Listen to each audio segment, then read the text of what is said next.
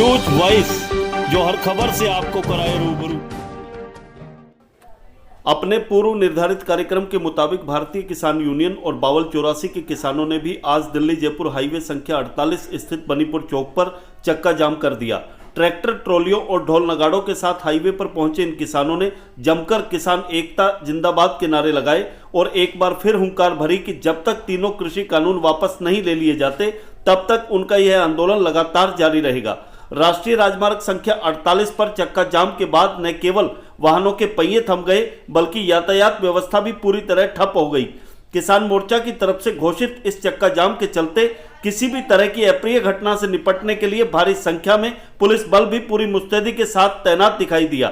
हालांकि इस शांतिपूर्ण प्रदर्शन के चलते यातायात जरूर प्रभावित हुआ, लेकिन रेवाड़ी पुलिस प्रशासन द्वारा चक्का जाम को लेकर पहले से पुख्ता प्रबंध किए गए थे तथा वाहनों की सुचारू आवाजाही के लिए भी जिला में 6 अलग अलग मार्गों पर रूट डाइवर्जन की व्यवस्था की गई थी। वहीं हालातों के मद्देनजर इस दौरान प्रशासनिक अधिकारी भी भारी पुलिस बल के साथ मोर्चे पर डटे नजर आए। इस दौरान आंदोलनकारी किसानों ने क्या कुछ कहा, सुनिए उन्हीं की जुबानी। रेवाड़ी से न्यूज वॉइस के लिए संजय कौशिक के साथ अजय सागर अत्री की रिपोर्ट। देखिए, आज हमारा राष्ट्रीय लेवल पे जो चक्का जाम का आह्वान है 12 बजे से और 3 बजे तक का, उसको हम शांतिप्रिय तरीके से पूर्ण करेंगे और पूरा अनुशासन का हम परिचय देंगे। इसमें सारे में कोई भी एम्बुलेंस है, कोई बीमार की गाड़ी है या फिर बच्चों की स्कूली बस है, उनको हम समान रास्ता देंगे और हम अपना जो आक्रोश प्रदर्शित कर रहे हैं, ये हमारी सरकार, भारत सरकार के खिलाफ हमारा जो आह्वान है उस रूप में हम बैठे हैं। निश्चित रूप से हम शाम को 3 बजे उठेंगे और तब तक के लिए पूर्ण ये स्टेट हाईवे भी और नेशनल हाईवे भी, ये दिल्ली जयपुर का स्टेट हाईवे और रेवाड़ी बावल का, दिल्ली जयपुर का नेशनल हाईवे और रेवाड़ी बावल का स्टेट हाईवे, दोनों जाम है, दोनों यहाँ लगते हैं, दोनों के कोने पे हम बैठे हैं, दोनों के चौराहे पे हम बैठे हैं और दोनों रोड संयुक्त रूप से पूर्ण रूप से जो ना आवाजाही पूरी तरीके से बंद हो गई है। कहीं ना कहीं असुविधा की बात भी आती है सामने, क्या कहेंगे? देखिए, असुविधा तो किसान जो पिछले 2.5 महीने से झेल रहा है, कड़ाके की ठंड में बरसात भी हुई, ओले भी गिरे और किस तरह उनकी मतलब टेंटों में पानी घुस गए, वहाँ किसी तरह की कोई लाइटिंग की व्यवस्था नहीं, किस तरह की बदहाली में किसान और अपना ये आंदोलन कर रहा है। मेरे ख्याल में कहीं इस देश की सरकार में थोड़ी सी भी नैतिकता हो तो निश्चित रूप से अब तक ये समाधान करने देना चाहिए था, लेकिन जो हठधर्मी इन लोगों ने दिखा रखी है, जो भारत सरकार ने हठधर्मी दिखाई है, उसके कारण से असुविधा होना स्वाभाविक है और असुविधा का सामना सबसे पहले हम कर रहे हैं और पता लगे कि असुविधा क्या होती है। जो 2.5 महीने से हम दंश झेल रहे हैं, 2.5 महीने से जो हम मुसीबत झेल रहे हैं और यदि 3 घंटे सांकेतिक रूप से मेरे देश का नागरिक भी शामिल होता है, उसकी संवेदना भी यहाँ से जुड़ती है, तो निश्चित रूप से हमारे आंदोलन की सफलता है और ये संकेत रूप में भारत सरकार के लिए एक बहुत बड़ा संदेश है। उसको समझ लेना चाहिए कि इस आंदोलन से देश का जनमानस जुड़ चुका है और ये केवल किसान आंदोलन नहीं बल्कि एक जन आंदोलन का रूप ले चुका है। धरने पर पूरा आज हिंदुस्तान का जो किसान है आज पूरा परेशान है। इस वर्तमान सरकार ने किसानों की जो बातों को अनसुना किया है, इसका हर्जाना ये सरकार भुगतेगी और निश्चित तौर पर जब तक ये कानून सरकार वापस नहीं लेती, किसान जमे रहेंगे, डटे रहेंगे और अपनी मांगे मनवा कर रहेंगे।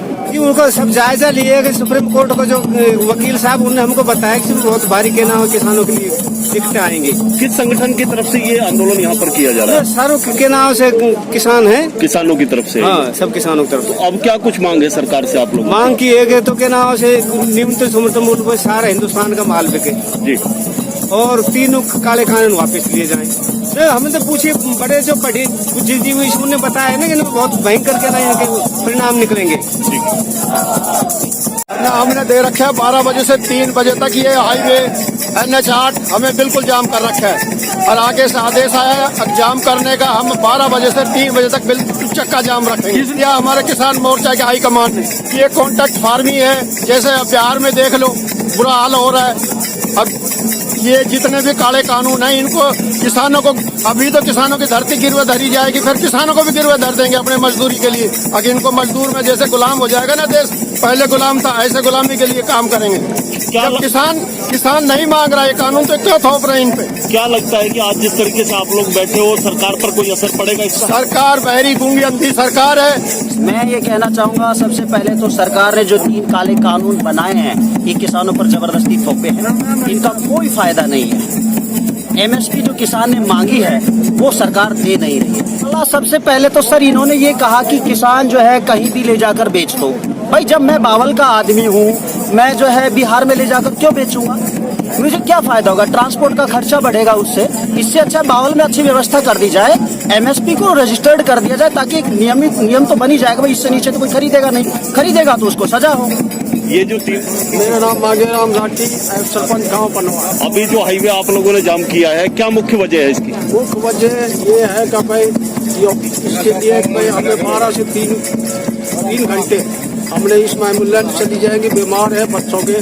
ये सरकार को दिखाना चाहते हैं कि भाई किसान शांति के लिए आंदोलन कर रहे हैं, और वो हम देख रहे हैं। आप अनुशासन में रह के ना कोई हम झगड़ा करेंगे ना वो करेंगे, और सरकार को ये एहसास होना चाहिए।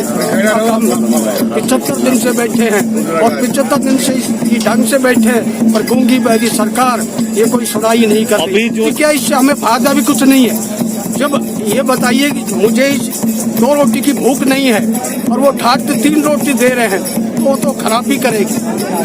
हमें इस कानून की जरूरत नहीं, तो धक्के से क्यों दिया जा रहा है? और कानून बनाया जाता है तो एमएसपी लागू करें और इन कृषि कानूनों को वापस ले।